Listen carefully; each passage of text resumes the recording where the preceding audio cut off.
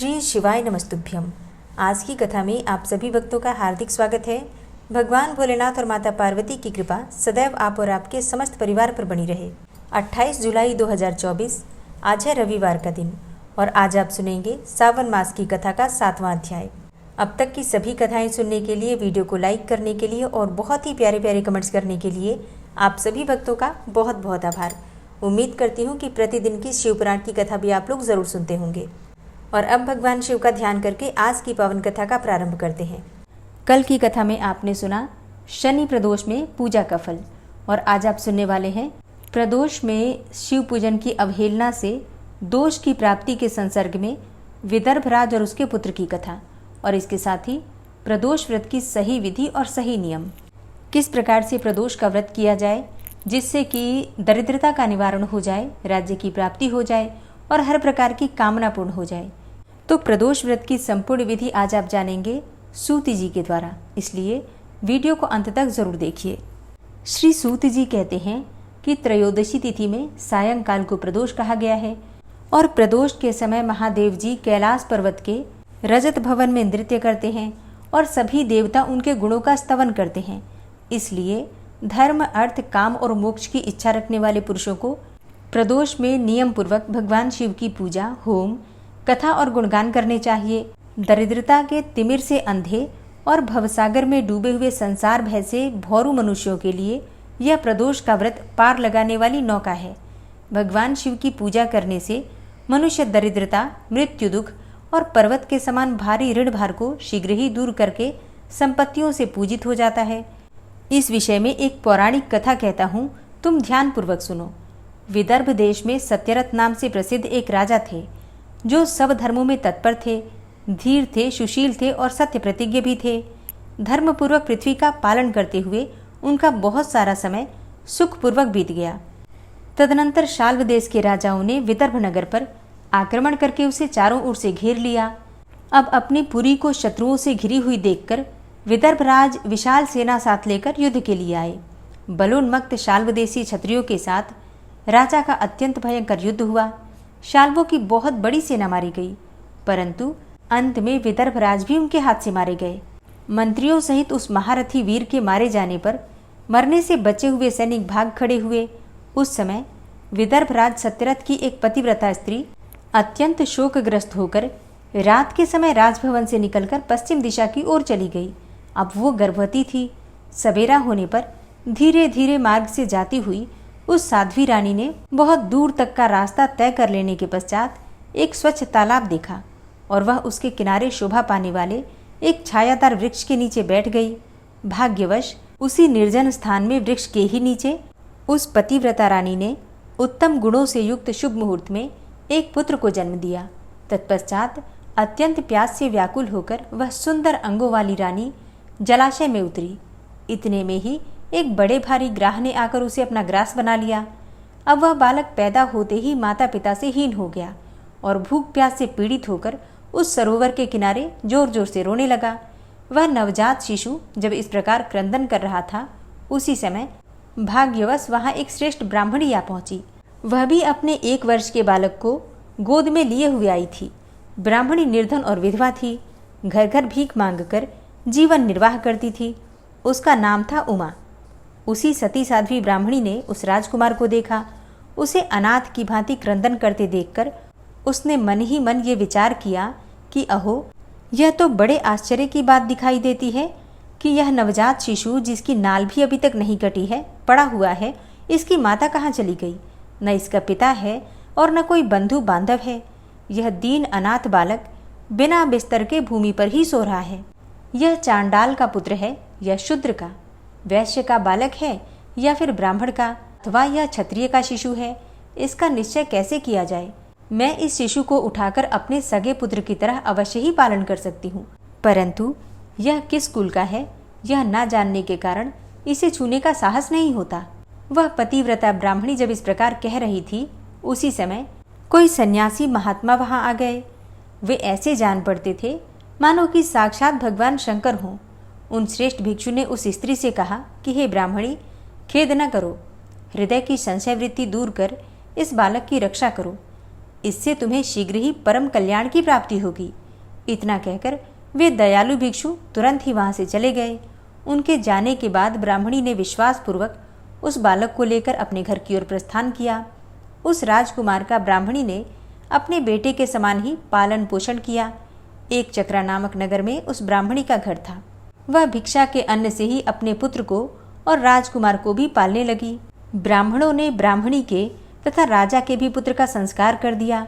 वे दोनों सर्वत्र सम्मानित होकर दिन दिन बढ़ने लगे। समय आने पर उनका उपनयन संस्कार हुआ। अब वे दोनों बालक एक साथ रहकर नियमों का पालन करने लगे। दोनों बालक माता के साथ प्रतिदिन भिक्षा के लिए जाते थे। एक दिन वह ब्राह्मणी उन दोनों बालकों के साथ भीख मांगती हुई देव योग से देव मंदिर में गई। वहां बड़े बूढ़े ऋषि मुनि रहा करते थे। उन दोनों बालकों को देखकर परम बुद्धिमान शांडिल्य नामक मुनि ने कहा कि अहो, देव का बल बड़ा विचित्र है। कर्मों का उल्लंघन करना किसी भी जीव के लिए अत्यंत कठिन है। देखो ना, यह बालक दूसरी माता की शरण लेकर भिक्षा से जीवन निर्वाह करता है। इस ब्राह्मणी को ही श्रेष्ठ माता के रूप में पाकर ब्राह्मण बालक के साथ ब्राह्मण भाव को प्राप्त हो गया है। शांडिल्य मुनि का यह वचन सुनकर ब्राह्मणी को बड़ा विस्मय हुआ। उसने भरी सभा में मुनि को प्रणाम करके पूछा कि हे ब्राह्मण, एक सन्यासी के कहने से मैं इस बालक को अपने घर ले आई हूँ। यद्यपि अभी तक इसके कुल का पता नहीं लगा, तथापि मैं पुत्र की भांति इसका पालन और पोषण करती हूँ। आप ज्ञान के नेत्रों से देखते हैं, अतः आपसे मैं यह जानना चाहती हूँ कि यह बालक किस कुल में उत्पन्न हुआ है और इसके माता पिता कौन हैं। मुनि बोले कि यह विदर्भ देश के राजा का पुत्र है। इतना कहकर मुनि ने उस बालक के पिता के युद्ध में मारे जाने का तथा उसकी माता के ग्राह द्वारा ग्रस्त होने का सब समाचार पूर्ण रूप से बतलाया। यह सुनकर ब्राह्मणी को और भी आश्चर्य हुआ। अतः उसने फिर प्रश्न किया, हे महामुने, वे राजा संपूर्ण भोगों को छोड़कर युद्ध में क्यों मरे और इस बालक को दरिद्रता कैसे प्राप्त हुई और अब दरिद्रता को पूर्णतः नष्ट करके यह पुनः राज्य कैसे प्राप्त करेगा।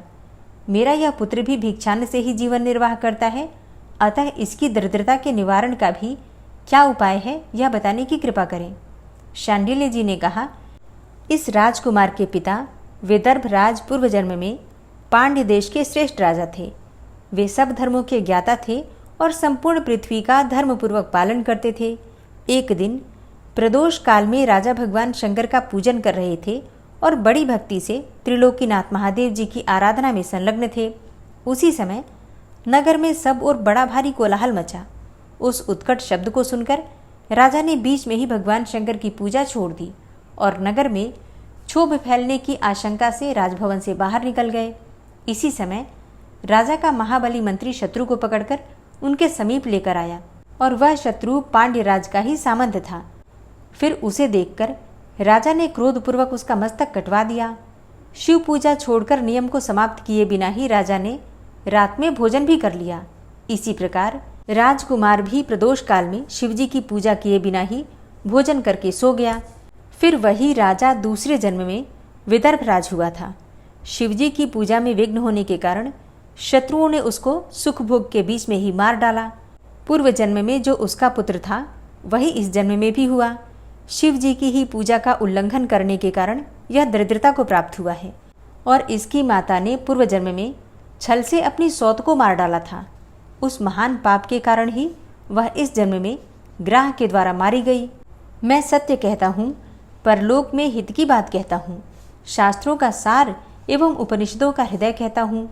इस भयंकर असार संसार को प्राप्त हुए जीव के लिए ईश्वर के चरणारविंदों की सेवा ही सार वस्तु है। जो प्रदोष काल में अनन्य चित्त होकर परमेश्वर के चरणारविंदों की पूजा करते हैं, वे इसी संसार में सदा बढ़ने वाले धन धान्य, स्त्री पुत्र, सौभाग्य और संपत्ति के द्वारा सबसे बढ़कर होते हैं। हे ब्राह्मणी, यह तुम्हारा पुत्र पूर्व जन्म में उत्तम ब्राह्मण था।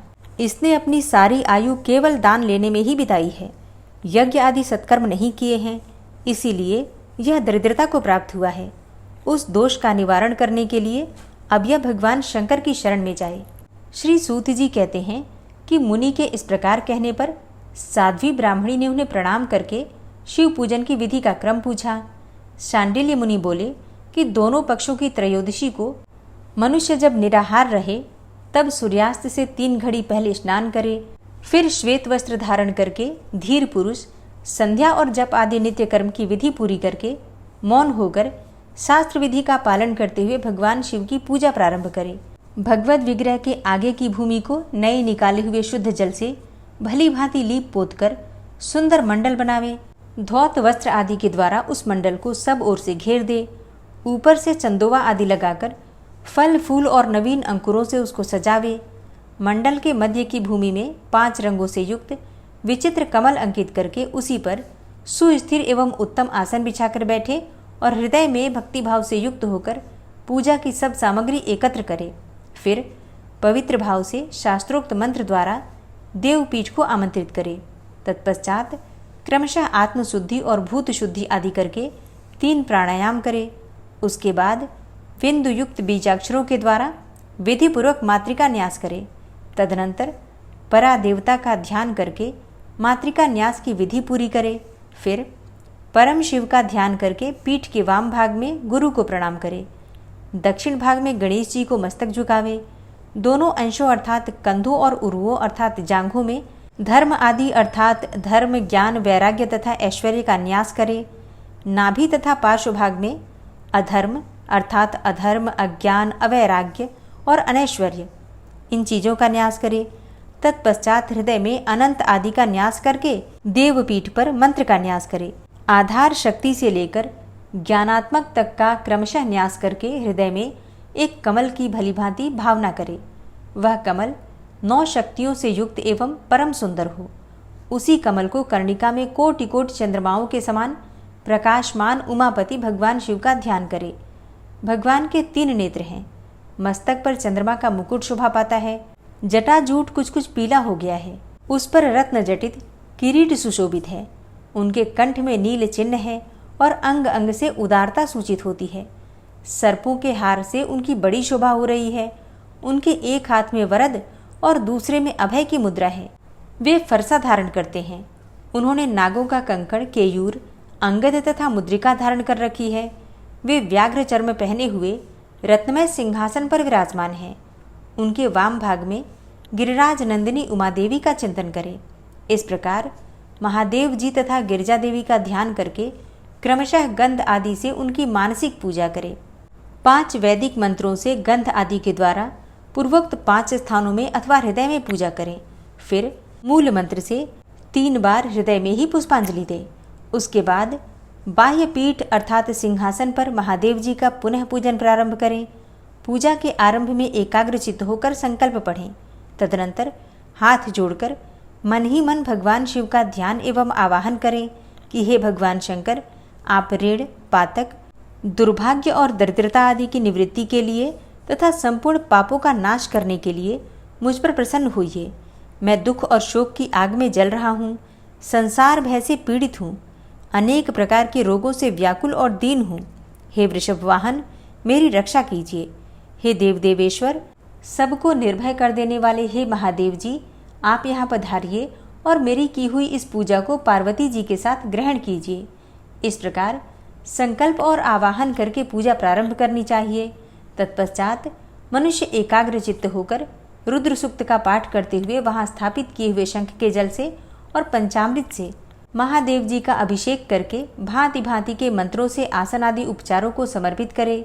भावना द्वारा दिव्य वस्त्रों से विभूषित स्वर्ण सिंहासन की कल्पना करे और उसी पर भगवान को विराजमान करके अष्टगुण युक्त अर्घ्य और पाद्य निवेदन करें। फिर शुद्ध जल से आचमन कराकर मधु पर्क दें। उसके बाद पुनः आचमन के लिए जल देकर मंत्रोच्चारण पूर्वक स्नान करावें। फिर यज्ञोपवीत वस्त्र और आभूषण अर्पित करें। फिर परम पवित्र अष्टांग युक्त चंदन चढ़ावे। बिल्व, मंदार, लाल कमल, धतूर, कनेर, सनई का फूल, चमेली, कुशा, अपमार्ग, तुलसी, जूही, चंपा, भटकटैया और करवीर के फूलों में से जितने मिल जाएं उन सबको शिवोपासक भगवान शिव पर चढ़ावे और इनके अतिरिक्त भी नाना प्रकार के सुगंधित पुष्प निवेदन करें। तत्पश्चात लाल चंदन से उत्पन्न धूप और निर्मल दीप समर्पित करें। उसके बाद हाथ धोकर घी, नमकीन और साग, मिठाई, पुआ, शक्कर तथा गुड़ के बने हुए पदार्थ एवं खीर का नैवेद्य भोग लगावें। मधु, दही और जल भी अर्पण करें। उस खीर का ही मंत्र द्वारा प्रज्वलित की हुई अग्नि में हवन करें। यह होम शास्त्रोक्त विधि से आचार्य के कथनानुसार ही संपन्न करना चाहिए। भगवान शंकर को नैवेद्य देकर मुख शुद्धि के लिए उत्तम तांबूल अर्पण करें।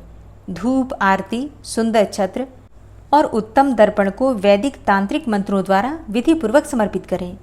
यदि यह सब करने की शक्ति अपने में ना हो, अधिक धन का अभाव हो, तो अपने पास जितना धन हो उसी के अनुसार भगवान की पूजा करें।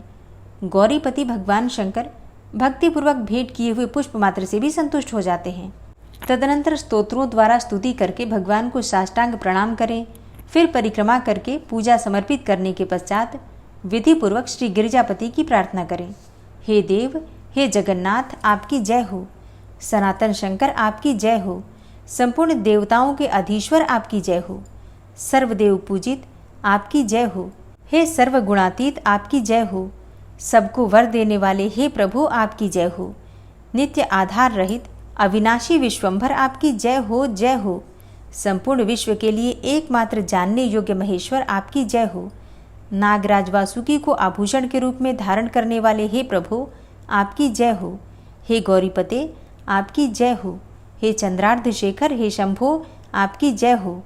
कोटि सूर्यों के समान महातेजस्वी शिव आपकी जय हो। अनंत गुणों के आश्रय आपकी जय हो। भयंकर नेत्रों वाले हे रुद्र आपकी जय हो। हे अचिंत्य, हे निरंजन आपकी जय हो। हे नाथ, हे दया सिंधु आपकी जय हो। भक्तों की पीड़ा का नाश करने वाले हे प्रभु आपकी जय हो। दुस्तर संसार सागर से पार उतारने वाले हे परमेश्वर आपकी जय हो। हे महादेव, मैं संसार के दुखों से पीड़ित एवं खिन्न हूँ, मुझ पर प्रसन्न होइए। हे परमेश्वर, समस्त पापों के भय का अपहरण करके मेरी रक्षा कीजिए। मैं महान दारिद्र्य के समुद्र में डूबा हुआ हूँ। बड़े बड़े पापों ने मुझे आक्रांत कर लिया है। मैं महान शोक से नष्ट और बड़े बड़े रोगों से व्याकुल हूँ। सब ओर से ऋण के भार से लदा हुआ हूँ। पाप कर्मों की आग में जल रहा हूँ और ग्रहों से पीड़ित हो रहा हूँ। हे शंकर, मुझ पर प्रसन्न होइए। निर्धन मनुष्य इस प्रकार पूजा के अंत में भगवान गिरिजापति की प्रार्थना करें और धनाढ्य अथवा राजा को इस प्रकार भगवान की प्रार्थना करनी चाहिए कि हे शंकर जी, आपके प्रसाद से मेरे सदा आनंद रहे। मेरे राज्य में लुटेरे ना रहें। सब लोग निरापद होकर रहें। पृथ्वी पर अकाल, महामारी आदि के संताप शांत हो जाएं। सबकी खेती धन धान्य से समृद्ध हो। संपूर्ण दिशाओं में सुख का साम्राज्य छा जाए। इस प्रकार प्रदोष व्रत के दिन गिरिजापति भगवान शंकर की आराधना करें और ब्राह्मण को भोजन करावें और उन्हें दक्षिणा देकर संतुष्ट करें। इस प्रकार मैंने सब पापों का नाश, सब प्रकार की दरिद्रता का निवारण तथा समस्त मनोवांछित वस्तुओं का दान करने वाली शिव पूजा का वर्णन किया। यह शिव की पूजा शिवजी के द्रव्य का हरण करने के पाप को छोड़कर शेष सभी महापातकों और उपपातकों के महान समुदाय का नाश करती है। यदि ये दोनों बालक इसी प्रकार भगवान शंकर का पूजन प्रत्येक प्रदोष के दिन करते रहें तो वर्ष भर के भीतर ही इन्हें उत्तम सिद्धि की प्राप्ति होगी, इसमें कोई संशय नहीं है। शांडिल्य मुनि का यह वचन सुनकर उस ब्राह्मणी ने दोनों बालकों के साथ मुनि के चरणों में प्रणाम किया और इस प्रकार कहा, हे भगवान, आज मैं आपके दर्शन मात्र से ही कृतार्थ हो गई। ये दोनों बालक आज से आपकी शरण में हैं। हे ब्रह्मन, यह मेरा पुत्र है, इसका नाम सुचिव्रत है और यह राजकुमार है जिसका नाम मैंने धर्मगुप्त रख दिया है। ये दोनों बालक और मैं सभी आपके चरणों के दास हैं। इस घोर दारिद्र्य सागर में गिरे हुए हम सबका आप उद्धार कीजिए। इस प्रकार शरण में आई हुई ब्राह्मणी को अमृत के समान मधुर वचनों द्वारा आश्वासन देकर मुनि ने उसके दोनों बालकों को भगवान शंकर की आराधना की मंत्र विद्या का उपदेश दिया। तत्पश्चात दोनों बालक और ब्राह्मणी मुनि की आज्ञा लेकर वहां से चले गए और मुनिवर के उपदेशानुसार दोनों बालक प्रत्येक प्रदोष व्रत के दिन पार्वती वल्लभ शिवजी की आराधना करने लगे। इस प्रकार शिव पूजा करते हुए द्विज कुमार और राजकुमार के 4 महीने तो सुखपूर्वक बीत गए। एक दिन द्विज कुमार राजकुमार को साथ लिए बिना ही नदी के तट पर स्नान करने के लिए गया और वहां मौज से देर तक इधर उधर घूमता रहा। वहां झरने के जल के आघात से खाई की भूमि कट जाने से उसमें गड़ा हुआ एक बड़ा भारी खजाने का कलश चमक रहा था, जिस पर ब्राह्मण कुमार की दृष्टि पड़ी। उसे देखकर वह सहसा ही हर्ष और कौतूहल में भरकर उसके समीप गया और उसे देवता के प्रसाद से प्राप्त हुआ मानकर सिर पर लेकर अपने घर को चल दिया। अब घर के भीतर उस घड़े को रखकर माता से कहा, माँ, यह भगवान शंकर का प्रसाद तो देखो। उन्होंने दया करके घड़े के रूप में यह खजाना दिखला दिया। तब उस पतिव्रता ब्राह्मणी ने राजकुमार को भी बुलाकर कहा कि पुत्रों, इस खजाने के घड़े को तुम दोनों आपस में बराबर बराबर बांट लो।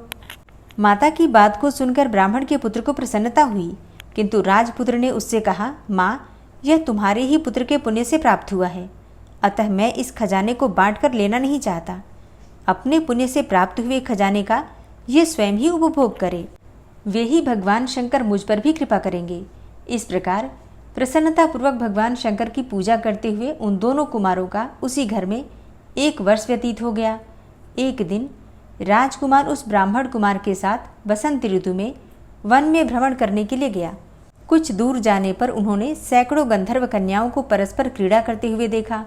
उन्हें देखकर ब्राह्मण कुमार ने दूर से ही राजकुमार से कहा कि यहाँ से आगे जाना उचित नहीं है, क्योंकि उधर स्त्रियां विहार कर रही हैं।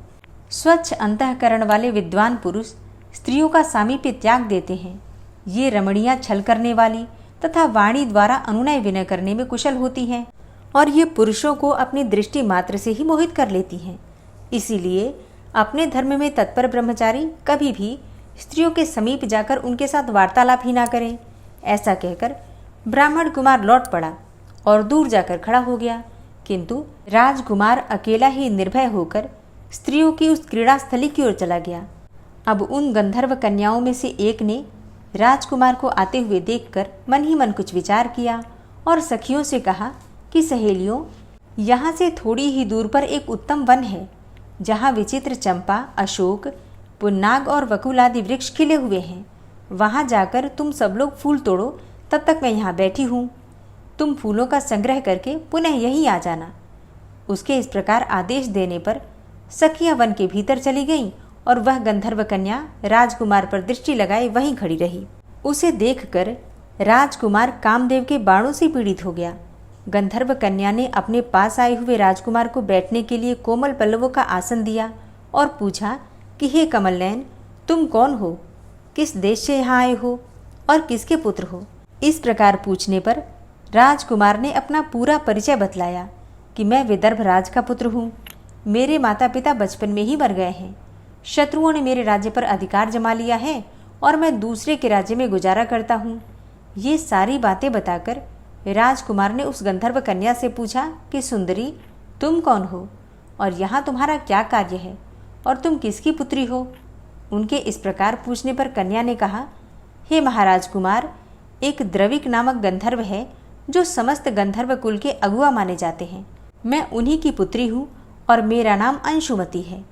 सब सखियों को छोड़कर मैं यहाँ अकेली हूँ और मैं तुम्हारी अभिलाषा जानती हूँ। तुम्हारा मन मुझ में आसक्त हो गया है। इसी प्रकार दैव ने मेरे मन में भी तुम्हारे लिए उत्कंठा भर दी है। अब हम दोनों का स्नेह कभी भंग नहीं होना चाहिए।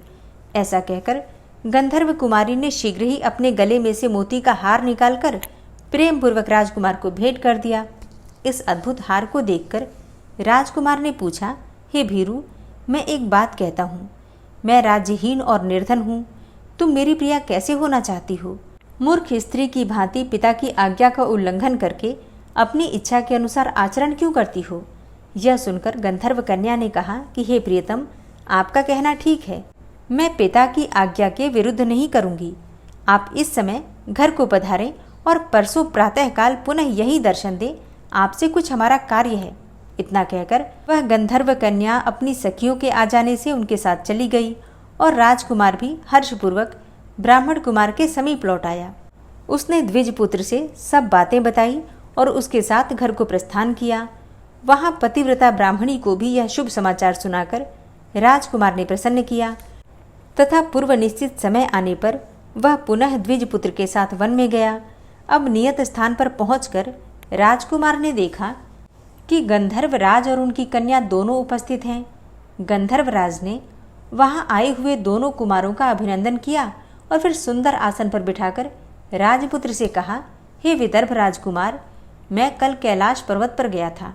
वहां मैंने पार्वती जी के साथ महादेव जी के दर्शन किए। देवेश्वर भगवान शिव करुणामयी अमृत के सागर हैं। उन्होंने मुझे बुलाकर सब देवताओं के समीप इस प्रकार कहा कि पृथ्वी तल पर धर्मगुप्त नाम से प्रसिद्ध एक राजकुमार है जो इस समय अकिंचन है। उसका राज्य छिन गया है। शत्रुओं ने उसके देश को अपने अधिकार में कर लिया है। अब वह बालक अपने गुरु की आज्ञा से सदा मेरी आराधना में संलग्न रहता है।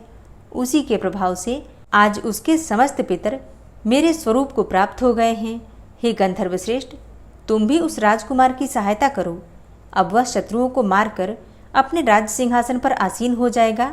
महादेव जी के इस प्रकार आज्ञा देने पर मैं अपने घर को आया और यहाँ इस मेरी कन्या ने भी तुम्हारे लिए बहुत प्रार्थना की। यह सब परम दयालु भगवान शिव की प्रेरणा से ही हो रहा है, ऐसा समझकर मैं इस कन्या को साथ लेकर आया हूँ। अतः अपनी पुत्री अंशुमति को मैं तुम्हें पत्नी रूप में देता हूँ और भगवान शिव जी की आज्ञा से शत्रुओं को मारकर तुम्हें तुम्हारे राज्य पर बिठाऊंगा। फिर अपने उस नगर में तुम अपनी इस धर्म पत्नी के साथ 10,000 वर्षों तक मनोवांछित सुख भोग कर अंत में भगवान शिव जी के लोक में जाओगे और वहाँ भी मेरी यह कन्या तुम्हारी ही सेवा में प्रस्तुत रहेगी। इस प्रकार कहकर गंधर्वराज ने उसी वन में राजकुमार के साथ अपनी पुत्री का विवाह कर दिया और दहेज में परम उज्ज्वल रत्नभार भेंट किया। चंद्रमा के समान चमकीली चूड़ामणि तथा दमकते हुए मोतियों के मनोहर हार दिए। दिव्य आभूषण, वस्त्र, स्वर्ण के बने हुए बहुत से सामान, 10,000 हाथी, 1,00,000 नीले घोड़े और हजारों सोने के बड़े बड़े रथ प्रदान किए। अंत में एक दिव्य रथ, इंद्र के धनुष के समान विशाल धनुष, सहस्त्रों अस्त्र शस्त्र और अक्षय बाणों से भरे हुए 2 तरकस, अभेद्य सुवर्णमय कवच तथा शत्रुओं का संहार करने वाली शक्ति समर्पित की। अपनी पुत्री की सेवा के लिए गंधर्वराज ने प्रसन्न चित्त होकर 5,000 दासियां दी। इतना ही नहीं, राजकुमार की सहायता के लिए उन्होंने अत्यंत उग्र गंधर्वों की चतुरंगिणी सेना भी भेंट की। इस प्रकार परम उत्तम संपत्ति को पाकर राजकुमार अपनी मनोवांछित पत्नी के साथ बहुत प्रसन्न हुए और पुत्री का विवाह कराकर गंधर्वराज स्वर्गलोक को चले गए। धर्मगुप्त विवाह के अनंतर गंधर्वों की सेना के साथ अपने नगर को गए और वहां उन्होंने शत्रु सेना का संहार करके राजधानी में प्रवेश किया। तत्पश्चात श्रेष्ठ ब्राह्मणों और मंत्रियों ने मिलकर राजकुमार का अभिषेक किया और वे रत्नमय सिंहासन पर आरूढ़ होकर अकंटक राज्य का उपभोग करने लगे। जिस ब्राह्मण पत्नी ने उनका अपने पुत्र की भांति पालन किया था, वही उनकी माता हुई। वह द्विज कुमार ही भाई हुआ तथा गंधर्व राजपुत्री अंशुमति महारानी के पद पर प्रतिष्ठित हुई।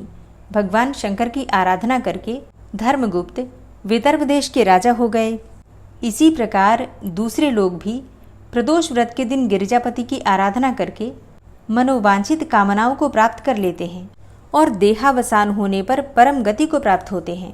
श्री सूत जी कहते हैं कि जो प्रदोष व्रत के परम अद्भुत पुण्यमय महात्म को उस व्रत के दिन शिव पूजन के पश्चात एकाग्र चित्त होकर सुनता अथवा पढ़ता है, उसे 100 जन्मों तक कभी दरिद्रता नहीं होती और अंत में वह ज्ञान के ऐश्वर्य से युक्त होकर भगवान शंकर के परम धाम को प्राप्त होता है। ओम नमः शिवाय। तो दोस्तों, यह है आज की वीडियो। उम्मीद करती हूँ आपके लिए उपयोगी होगी। वीडियो अच्छी लगी हो तो लाइक कीजिए, शेयर कीजिए और चैनल पर पहली बार आए हैं, अगर अभी तक आपने चैनल को सब्सक्राइब नहीं किया है तो आज की वीडियो अगर आपको अच्छी लगे तो चैनल को सब्सक्राइब करके बेल आइकन को जरूर प्रेस कर लीजिए। इससे ये होगा कि इस चैनल पर जो भी नई वीडियो अपलोड होंगी उनकी नोटिफिकेशन आपको सही समय पर प्राप्त होगी। मिलती हूँ मैं आपसे अगली वीडियो में, तब तक के लिए जय श्री राधे।